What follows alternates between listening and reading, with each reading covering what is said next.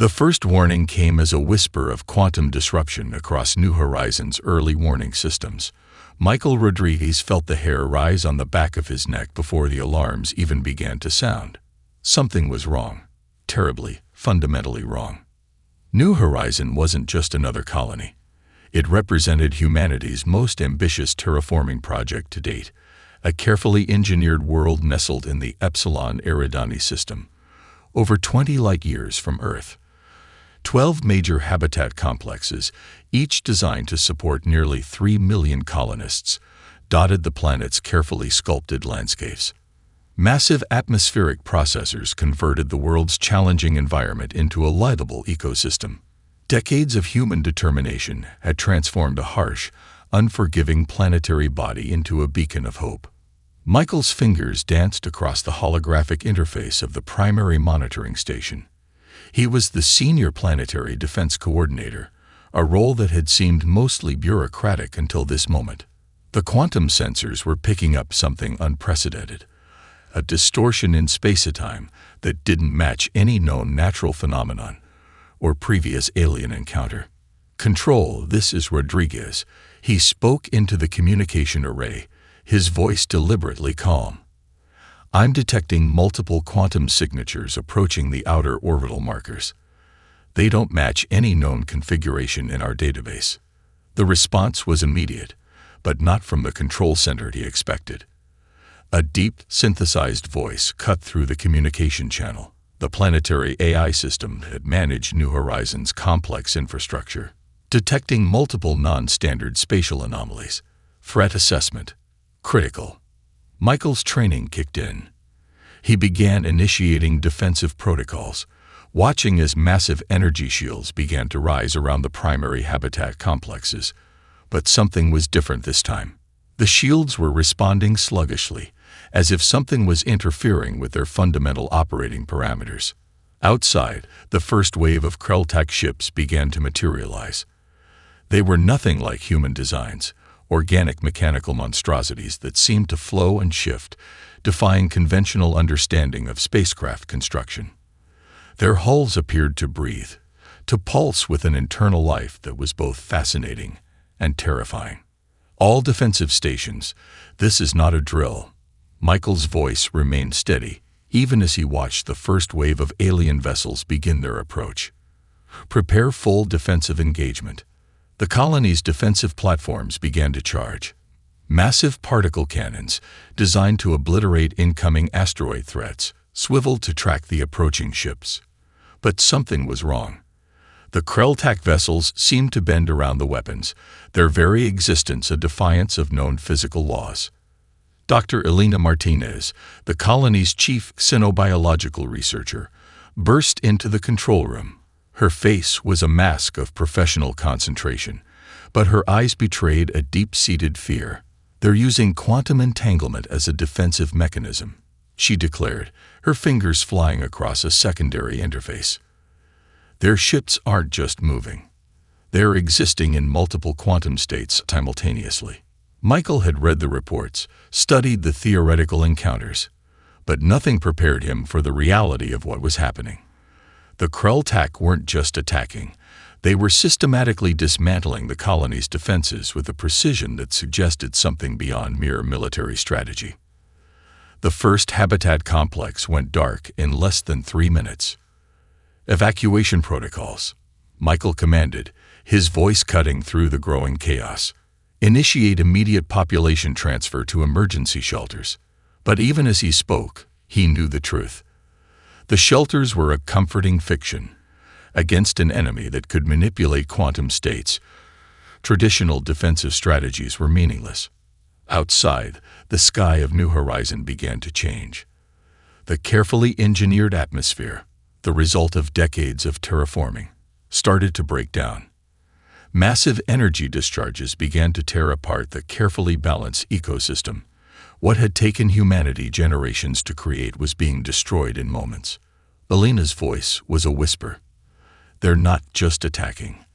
They're unmaking the entire world." Michael watched as entire city blocks began to dissolve, their molecular structures seemingly pulled apart by forces beyond human comprehension. The Krultak weren't conquering, they were erasing. In that moment, Michael Rodriguez understood something fundamental. New Horizon was lost. But humanity would not forget. Humanity would respond. And the response would be biblical. The first official transmission about New Horizons' fall reached Earth precisely 72 hours after the colony's destruction. In those 3 days, something fundamental had changed in human civilization. Admiral Catherine Warren stood before the United Global Defense Council, her presentation a masterpiece of controlled fury. The massive holographic display behind her showed the last moments of New Horizon, a world being systematically unmade by an enemy that defied conventional understanding. 32 million lives, she said, her voice low and dangerous, gone in less than 6 hours. The council chamber was a study in restrained tension. Representatives from every major nation and independent space consortium sat in absolute silence. The loss of New Horizon was more than a military defeat. It was a personal violation that touched every human being. Jack Thompson, the lead weapons systems architect, stepped forward. His reputation preceded him, a brilliant mind that had already revolutionized human defensive technologies multiple times in his career. Where most saw destruction, Thompson saw opportunity. "They've given us something we've never had before," Thompson announced, activating a holographic interface that filled the room with complex schematics, a complete dataset of their quantum interference technologies. The schematics were unlike anything previously conceived. Weapons that didn't just destroy. They could literally rewrite the fundamental physical laws governing matter and energy. Thompson had spent his entire career pushing the boundaries of theoretical physics, but this was something else entirely. Dr. Rachel Goldstein, the Council's chief scientific advisor, leaned forward. "These quantum entanglement disruption patterns," she muttered, "they're not just a weapon. They're a complete reconfiguration of space-time manipulation." Thompson nodded. "We're looking at technologies that make our previous understanding of warfare look like stone tools compared to modern engineering. The Krultak didn't just attack a colony. They provided us with the most comprehensive technological blueprint we've ever received from an alien civilization." Global production lines began to transform overnight.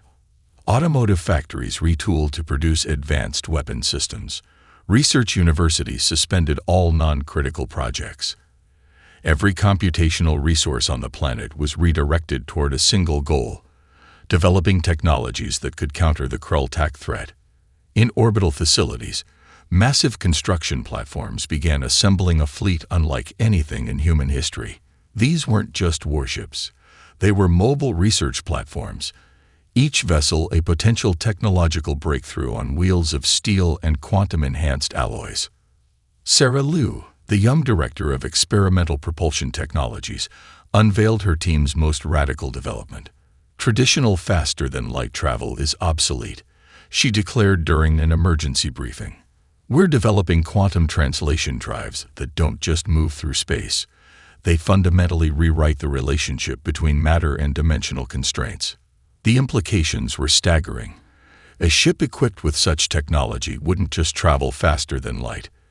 It could potentially exist in multiple locations simultaneously, rendering traditional defensive strategies completely meaningless. Military academies began rewriting their entire strategic doctrine. The old concepts of defensive and offensive warfare were being discarded. This was total technological warfare, a complete reimagining of how a species could defend itself. Global communication networks buzzed with a unified message. This wasn't about revenge. This was about survival. This was about showing the universe that humanity was not a species to be casually erased. In underground research facilities, teams worked in shifts that blurred the line between human endurance and machine persistence. Quantum physicists collaborated with cybernetic engineers. Theoretical mathematicians worked alongside neural network specialists. The boundaries between scientific disciplines dissolved in the face of an existential threat. "We are not just building weapons," Jack Thompson told a closed session of the Defense Council. "We are building a message that will be written in the language of fundamental physics." The first prototypes began to emerge. weapons that could tear apart molecular bonds, defensive systems that could predict and neutralize threats before they even manifested, communication technologies that could potentially interface directly with the quantum fabric of space-time itself. Humanity was not just preparing for war. Humanity was evolving. And the Krelltak had no idea what was coming. The underground research complex beneath the Colorado Rocky Mountains defied every conventional understanding of scientific research. Here, Lauren Kennedy stood at the epicenter of humanity's most ambitious technological endeavor, a project that would redefine the very concept of scientific innovation. Quantum entanglement had always been a theoretical playground for physicists. Now, it was becoming a weapon of unprecedented complexity. Kennedy's team had been working for 72 consecutive hours, their bodies sustained by advanced metabolic supplements and an unwavering commitment that bordered on religious fervor. "We're not just developing a weapon," Dr. Marcus Wong, her chief theoretical physicist, muttered while adjusting a holographic model that seemed to breathe and shift with impossible complexity. "We're creating a fundamental language of destruction." The resonance cascade system was more than a weapon. It was a complete reimagining of how matter could be manipulated at its most fundamental level.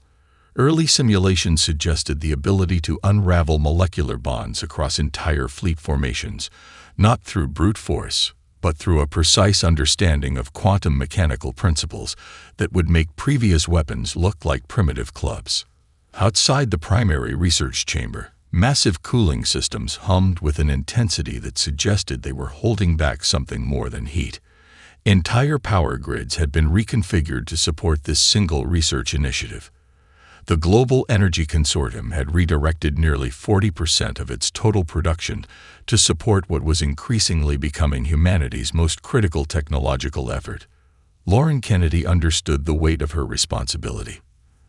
The data from New Horizons' final moments had revealed something terrifying about the Krelltak. Their ability to manipulate space-time wasn't just a technological achievement. It was a fundamental reimagining of physical law. "We need to think beyond three-dimensional warfare," she announced during a classified briefing with military and scientific leadership. The holographic display behind her showed multiple quantum potential states, each representing a different approach to countering the alien threat. Dr. Elena Rodriguez, now heading the Xenotechnology Adaptation Team, presented her own findings.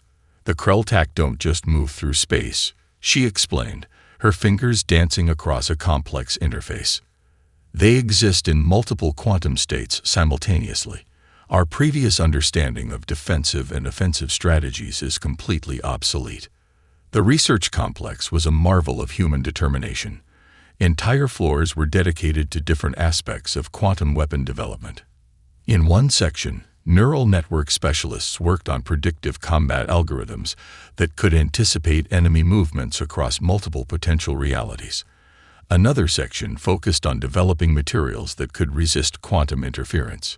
Jack Thompson's weapons design team had created something unprecedented: adaptive combat platforms that could literally reshape themselves mid-battle.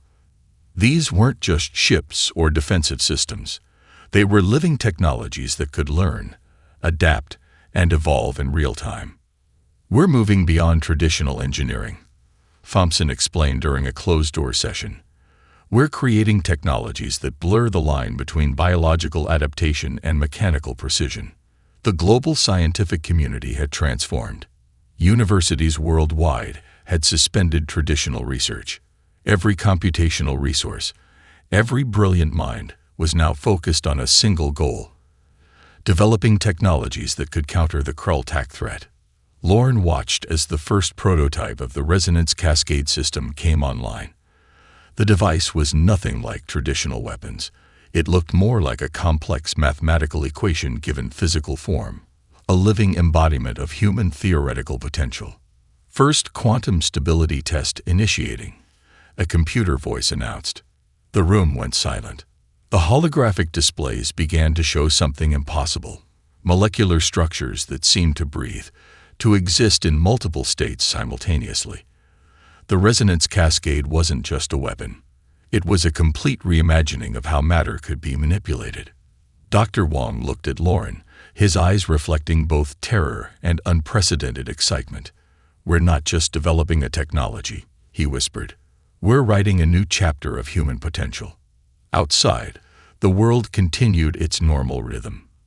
But here, in this underground complex, humanity was preparing its response to an alien threat that had no concept of the storm that was coming. The Krell-Tak had made a fundamental mistake. They had given humanity a problem to solve. And solving impossible problems was humanity's most dangerous skill. The orbital shipyards above Earth were unlike anything in human history. Massive construction platforms stretched across near-Earth orbit, each one a testament to humanity's transformed industrial capacity. Admiral Catherine Warren walked the primary observation deck, her reflection ghosting across the immaculate hulls of the new fleet. These were not just warships. They were living technologies. Each vessel a complex ecosystem of adaptive combat systems, quantum communication networks, and neural-linked combat intelligence. The old concepts of military engineering had been completely dismantled and rebuilt from fundamental principles. Commander David Rodriguez, the fleet's chief systems integrator, approached with a digital tablet displaying the latest configuration reports. "We've completed the neural synchronization for the primary battle groups," he reported. His voice carried a mix of professional calm and barely contained excitement. The ships defied traditional understanding of military engineering, stealth capabilities that went beyond mere visual or sensor camouflage. These vessels could literally bend quantum perception around themselves.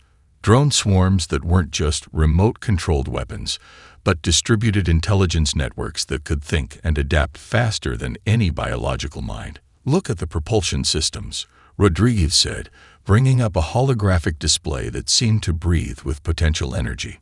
"We're not just moving through space anymore. We're rewriting the fundamental relationship between matter and dimensional constraints." Each ship in the fleet was a marvel of human innovation. The primary battle carriers could reconfigure their entire structural integrity in milliseconds, adapting to combat conditions that would destroy conventional vessels. Weapon systems that didn't just fire projectiles, but could manipulate quantum states to neutralize threats before they even fully manifested. Dr. Sarah Chen, the lead neural network specialist, had developed something unprecedented. The ships weren't just controlled by human crews, they were living symbiotic systems. Neural interfaces that went beyond traditional human-machine interaction, creating a true partnership between biological intelligence and adaptive technologies. "We've moved beyond the concept of a crew," she explained during a final systems review. "These are collaborative organisms. The ship is an extension of the human mind, and the human mind is an extension of the ship." The drone swarms were particularly revolutionary. Thousands of small, intelligent platforms that could function as a single distributed intelligence. They could predict enemy movements, create complex defensive and offensive formations, and adapt to changing combat conditions in milliseconds. Jack Thompson, watching from the primary design center, couldn't help but smile. "We're not building a fleet," he muttered to himself. "We're building a message." Each battle group was a complete ecosystem. Support vessels that could perform micro-level molecular repairs, communication platforms that could interface with quantum communication networks, medical facilities that could literally reshape human biology to survive the most extreme combat conditions. The logistical support was equally impressive. Supply chains had been completely redesigned. Advanced fabrication technologies meant that these ships could essentially create their own replacement parts, repair damage, and adapt to new combat conditions in real time. Admiral Warren reviewed the final configuration reports. 32 primary battle groups, each group composed of multiple vessel types that could function as a single adaptive organism. The numbers were more than a military deployment. They were a statement of human potential. "We are not just preparing for war," she told her senior staff during the final briefing. "We are presenting the universe with a fundamental choice." The choice was simple: respect humanity, or be erased. Commander Rodriguez watched as the first battle groups began their final systems check. The ships seemed to breathe, not a mechanical process, but something more alive. Something that suggested a true partnership between human intelligence and adaptive technology. Final systems integration complete, the primary AI announced. Its voice was neither fully human nor fully machine, a perfect representation of what humanity was becoming. Outside the observation deck, Earth hung like a blue marble, a reminder of what they were protecting, a reminder of why they were doing this. The fleet was ready, and the Krelltak had no idea what was coming. The first engagement happened in the shadow of a forgotten stellar nursery, where nascent stars still struggled to ignite amid clouds of cosmic dust. Commander Elena Rodriguez sat in the primary interface chamber of the human fleet's lead vessel, her neural links humming with a symbiotic connection that blurred the line between human and machine. Target acquisition confirmed, the ship's collaborative intelligence announced. The voice was neither fully human nor completely synthetic, a perfect representation of humanity's evolved technological state. The Krelltak patrol group had no idea they were being hunted. Their quantum-shifting vessels moved with an arrogance born of countless previous conquests. They believed themselves untouchable, masters of space-time manipulation, who had reduced entire civilizations to quantum echoes. They were wrong. The human fleet's approach was nothing like traditional military doctrine. These were not ships moving through space. They were quantum probability waves, existing in multiple potential states simultaneously. Each vessel could predict, adapt, and neutralize threats before they even fully manifested. Jack Thompson's quantum cascade cannons came online first. These were not weapons in any traditional sense. They were mathematical equations given destructive form, technologies that could literally unravel molecular bonds at a subatomic level. The first volley was silent. Space itself seemed to ripple. 3 Krelltak vessels simply ceased to exist, not destroyed, not damaged, simply removed from reality with a precision that suggested something beyond mere technological superiority. It was a surgical strike that redefined the very concept of warfare. Target neutralization complete, the ship's intelligence reported. Quantum signature disruption at 99.998% efficiency. Elena watched the holographic displays with a combination of professional detachment and deep, personal satisfaction. These weren't just enemy vessels being eliminated. These were the murderers of 32 million colonists from New Horizon. The remaining Krelltak vessels began to react. Their quantum-shifting capabilities had always been their greatest defense. They could exist in multiple dimensional states, making traditional targeting impossible. But the human fleet had developed something entirely new, predictive combat algorithms that could track potential quantum states with terrifying accuracy. Initiating distributed intelligence combat pattern, Commander David Rodriguez's voice came through the communication network. Each ship in the human fleet was now functioning as a single massive computational organism. They weren't just fighting. They were learning, adapting, predicting. Dr. Sarah Chen's neural interface technologies showed their true potential. The human crews weren't controlling the ships. They were collaborating with them. Each movement, each decision was a perfect synthesis of human intuition and machine precision. The Krelltak tried their traditional tactics: quantum interference, dimensional shifting, attempts to create multiple probability states that would confuse and neutralize incoming attacks. The human fleet simply calculated every potential outcome simultaneously. More Krelltak vessels began to vanish, not destroyed in any conventional sense, simply removed, as if they had never existed. We are not seeking destruction. Elena broadcast on all Krelltak communication frequencies. We are offering a demonstration. The remaining Krelltak vessels began to retreat, but retreat was a human concept. These ships were experiencing something entirely different, a fundamental recalibration of their understanding of warfare, of existence itself. Jack Thompson watched from the fleet's primary command center. "This isn't just a battle," he muttered. "This is a mathematical proof. A demonstration of what happens when a species is pushed to its absolute technological limit." The engagement lasted less than 17 minutes, When it was over, an entire Krell-Tak patrol group had been systematically neutralized. No human vessels had sustained even minimal damage. A message had been sent. Humanity was no longer just a species to be conquered. Humanity was a force of technological vengeance. And the universe was about to learn the difference. The approach to the New Horizons system was unlike any military operation in human history. Admiral Catherine Warren stood on the bridge of the flagship, her neural interface humming with a precision that blended human intuition with computational perfection. Specialized liberation teams prepared for deployment. These weren't traditional soldiers. They were living technologies, human beings augmented to interface directly with the most advanced combat systems ever conceived. Each team member carried technologies that could neutralize alien control mechanisms in milliseconds, rewriting the very fabric of quantum-based subjugation. Dr. Marcus Wong, leading the Xenological Liberation Team, reviewed the final mission parameters.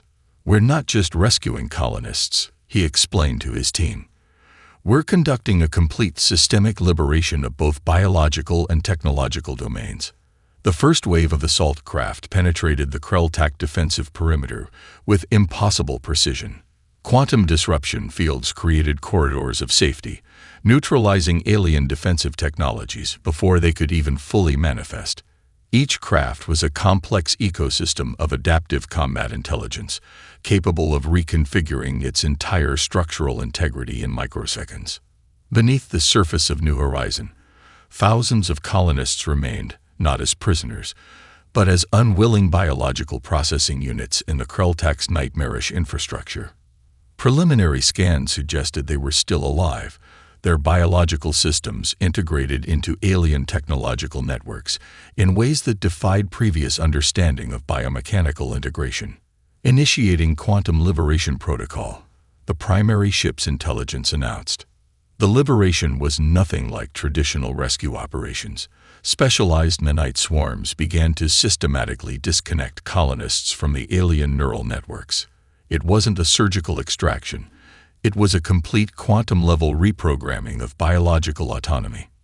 Elena Rodriguez led the first ground team, her augmented systems allowing her to interface directly with the alien infrastructure. "We're not just breaking their control," she reported back to the command center.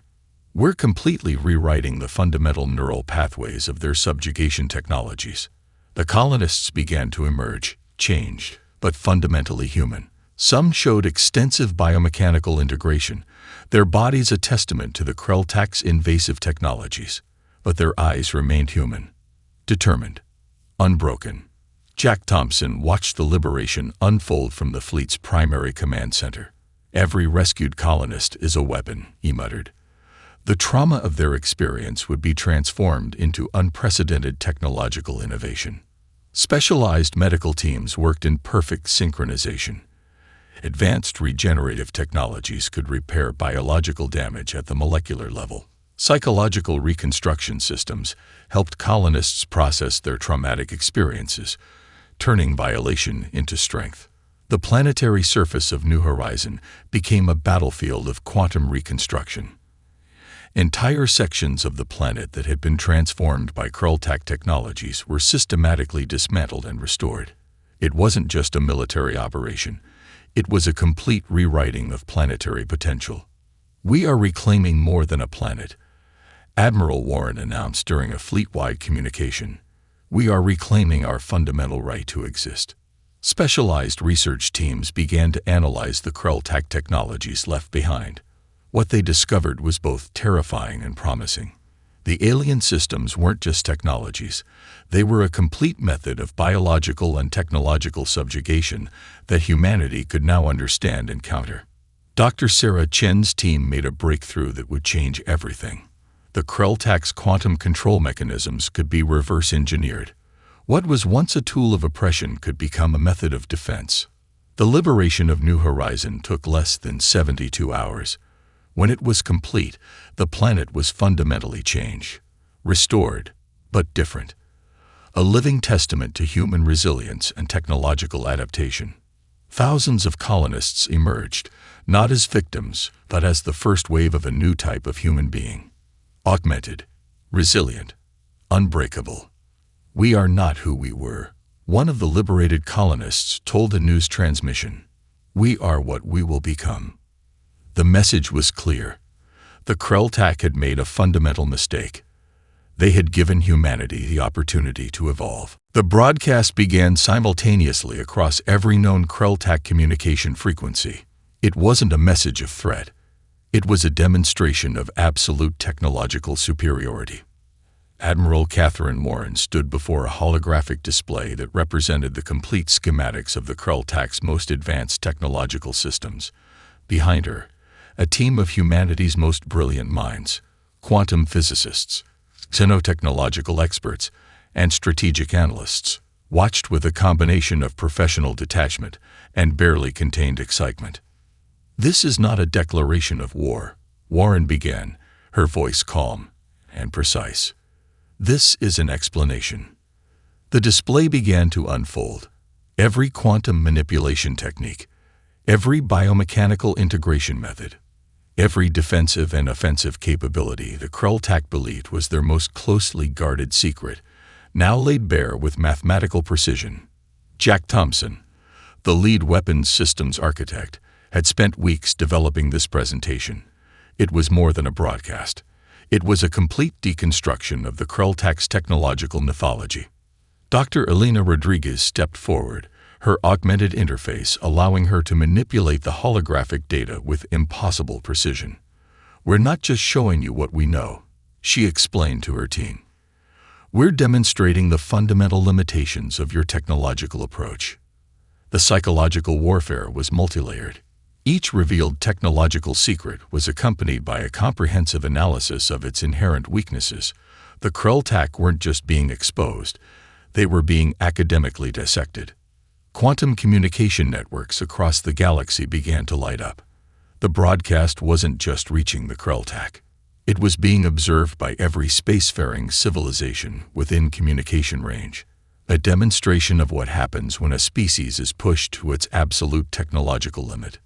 "Observe," Dr. Sarah Chen announced, bringing up a complex quantum interference pattern, the fundamental flaw in your dimensional shifting technologies. The holographic display showed how the Krell-Tak's most advanced quantum manipulation techniques could be neutralized with relatively simple computational adjustments. What they had considered their greatest strength was now revealed as a basic engineering problem.